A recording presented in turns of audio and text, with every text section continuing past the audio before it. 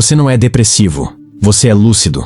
A verdade que a sociedade esconde. Schopenhauer, Jung e Camus. O exílio do observador. A lucidez é, antes de tudo, um exílio.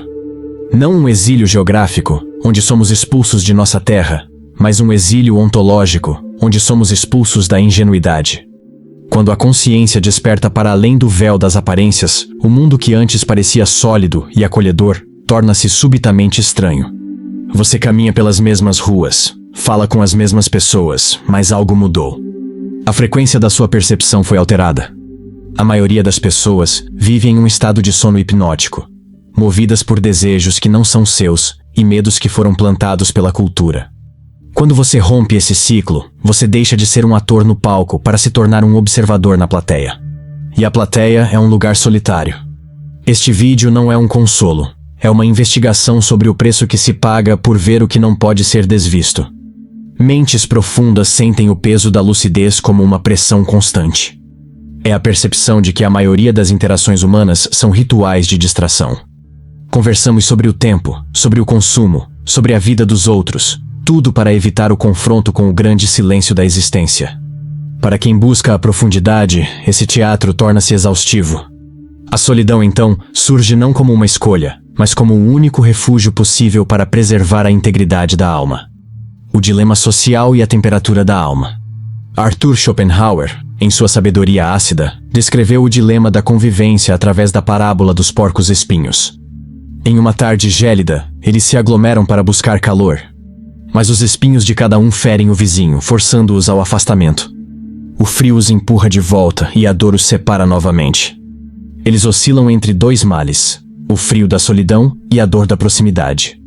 O homem de grande espírito, dizia Schopenhauer, possui calor interno suficiente. Ele carrega dentro de si um sol intelectual que o dispensa de buscar o calor medíocre da massa. Para a mente lúcida, a companhia constante dos outros é uma forma de ruído que impede a audição da própria voz interior. A solidão é o preço da autonomia.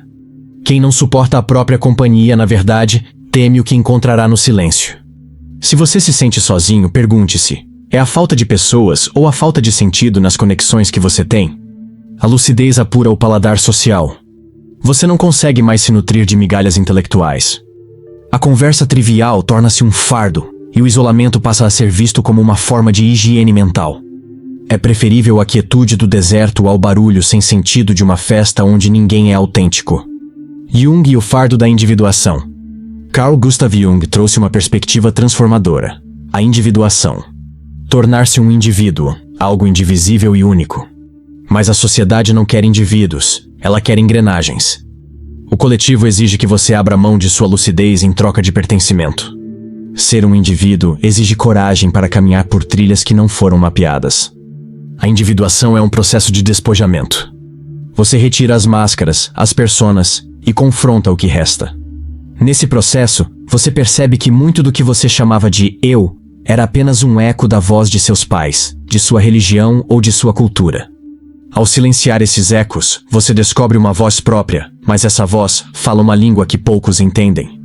A solidão de Jung é a solidão do pioneiro. Você está em um território novo, e não há mapas. O indivíduo lúcido torna-se um farol. E um farol, por definição, deve estar afastado da costa para cumprir sua função. Ele sinaliza o perigo, ele aponta a direção, mas ele está sempre só contra a tempestade. A inteligência profunda é essa luz que revela os recifes onde os outros naufragam. Mas ser o farol exige suportar o açoite dos ventos e o isolamento da rocha. A sombra e a perda da ingenuidade. Outro peso da lucidez é o fim da ingenuidade. Ver profundamente significa ver a sombra, tanto a sua quanto a alheia. Você começa a notar as segundas intenções, os jogos de poder disfarçados de caridade, a inveja mascarada de elogio. A mente lúcida lê as entrelinhas da alma humana. Quando você perde a capacidade de ser enganado, você também perde a capacidade de se deleitar com as ilusões confortáveis do convívio social. É difícil participar de um jogo quando você vê todas as cartas marcadas. A solidão torna-se um escudo contra o cinismo. Para não odiar a humanidade, a mente lúcida prefere observá-la de uma distância segura. A consciência da sombra nos torna sérios. A alma gravitas que acompanha quem desceu aos próprios infernos e retornou. Essa seriedade é frequentemente interpretada como arrogância ou frieza, mas é apenas o peso da verdade. Como conversar sobre amenidades com alguém que acabou de contemplar o abismo? O abismo muda o tom da voz, muda o ritmo do olhar. E essa mudança cria um hiato entre você e o mundo. O silêncio dos espaços infinitos. Blaise Pascal escreveu: "O silêncio eterno destes espaços infinitos me apavora." A mente lúcida sente esse pavor de forma mais aguda. Enquanto outros preenchem o vazio com ruído, o intelectual profundo encara o vazio. Ele percebe a imensidão do universo e a brevidade da vida.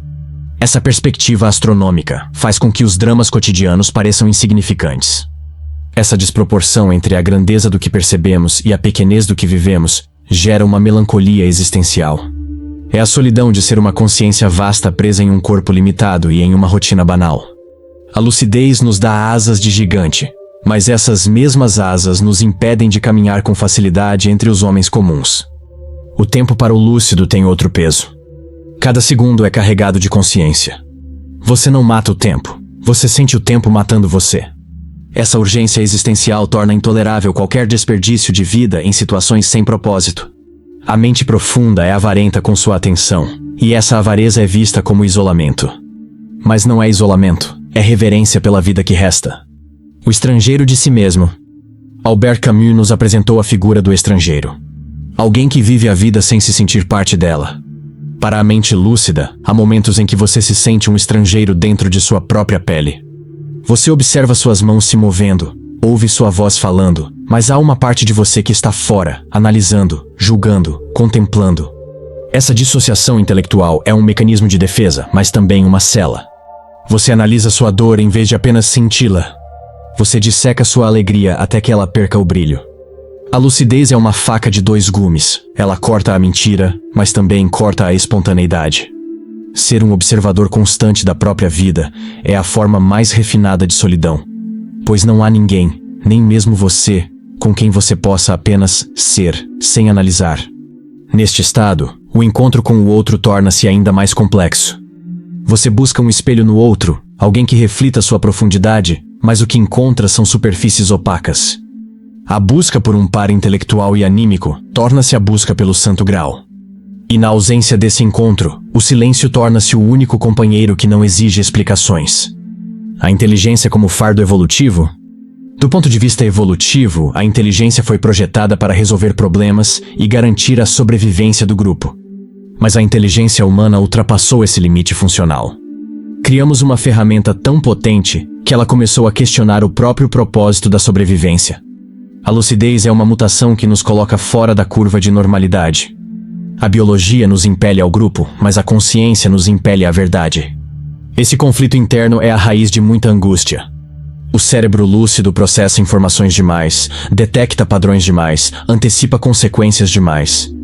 É um motor de alta potência operando em uma estrutura social projetada para motores simples. O superaquecimento desse motor manifesta-se como ansiedade existencial e necessidade de isolamento.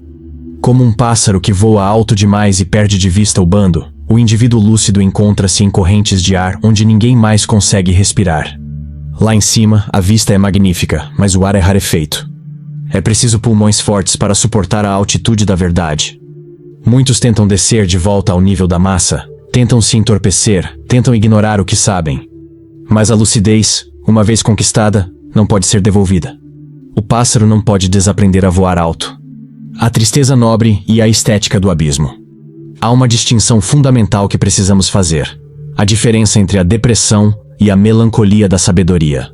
Enquanto a depressão é uma paralisia da alma, a melancolia existencial é um estado de consciência ativa.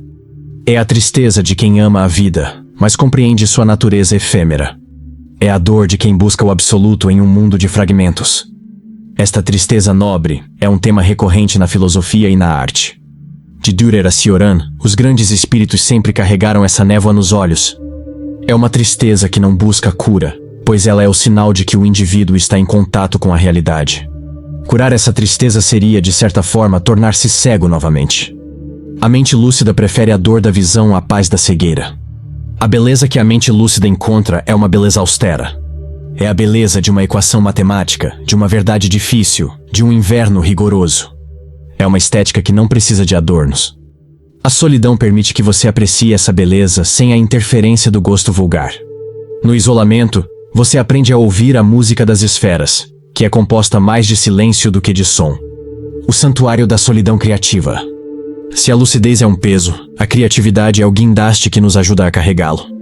A solidão da mente profunda não deve ser um beco sem saída, mas um laboratório. É aqui, longe do olhar alheio, que as grandes sínteses ocorrem.